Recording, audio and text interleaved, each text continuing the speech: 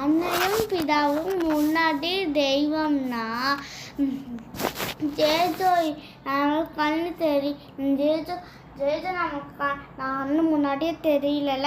அதனால அப்பா அம்மா நமக்கு எப்பவுமே டெய்லி நமக்கு முன்னாடியே தான் இருக்காங்க அப்படின்ட்டு நம்ம அப்பா அம்மா தான் ஜேஜோ அப்படின்னு சொல்கிறாங்க.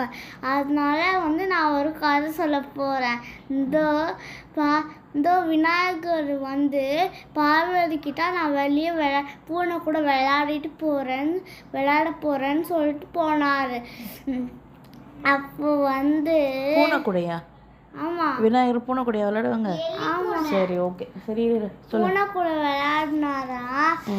பூனை கூட விளையாட போகும்போது அப்படியே எங்கள் பூனை கீச்சிச்சான். அடுத்து அது விநாயகருக்கும் தெரியாதா?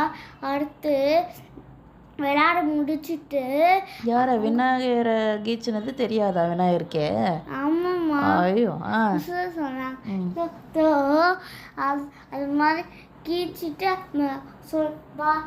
போயிட்டு நான் பூனை கூட விளையாடிட்டு வந்துட்டேன்னு பார்வதி கிட்ட விநாயகர் சொன்னாரா? அடுத்து அவங்க அம்மா பார்க்கும்போது அவங்க அம்மாவோட கையில் லேசாக ரத்தம் இருந்துச்சு. ரத்தமாக ரெட்டாக இருந்துச்சான். ஏம்மா அவங்களுக்கு இது மாதிரி அடிபட்டுருக்கு அப்படிக்கிட்ட எல்லாம் நீதாம்மா காரணம் அப்படின்னு சொன்னாங்களா பார்வதி ஜேஜோ. அடுத்து நானாக்குமா நான் எதுவுமே செய்யலையே அப்படின்னு சொன்னாராம். நீ அந்த பூனையை கீறினால அதான் என்னோட கையில் பட்டுடுச்சு. இந்த கதை எல்லா இடத்துலையும் ஜேஜோ இருக்காங்கன்னு சொல்கிறேன். அதுதான் இந்த கதை. நன்றி. சரி, இப்போ இதில் என்ன சொல்ல வர? மாரல்